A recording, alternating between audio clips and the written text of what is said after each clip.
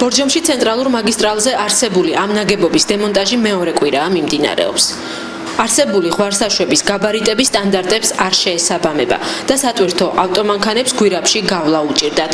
მისი დემონტაჟის მიზეზად სწორედ ეს სახელდება. ინგრევა ძველი, რომელიც ვერ ატარებდა ტვირთებს, ვერ გადიოდა მანქანები. მისი გაბარიტები არ შეესაბამება სტანდარტებს და მოხდება მისი გადიდება, უფრო სიმაღლეშიც მოიმატებს, სიგანეც მოიმატებს, ხილვადობა უფრო შეიცვლება და უკეთესი გზაგამტარიანობა იქნება. ამ ეტაპზე ნაგებობის ნაწილი დანგრეულია და შემოვლითი გზა კეთდება, რათა მშენებლობის გამო მოძრაობა არ შეფერხდეს.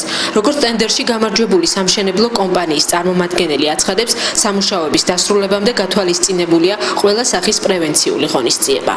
არა, აქ კეთდება პრევენციული ზომები არის, რაც გვაქვს პროექტში, იმის მიხედვით ვაკეთებთ. გვერდით ავლით მილი ჩაიდება, 1400-იანი მილი იდება და გაზაფხულზე რომელიც მოვა წვიმები და ადიდება ეს წყალი წამოვა, ჩვეულებრივად გაივლის ისე რომ მოძრაობას ტრანსპორტისას არ შეუშლის არანაირად და პრობლემები არ შეგვექნება. სამშენებლო კომპანიამ ამისონს მშენებლობის დასასრულებლად ვადა მიმდინარე წლის ივლისამდე აქვს.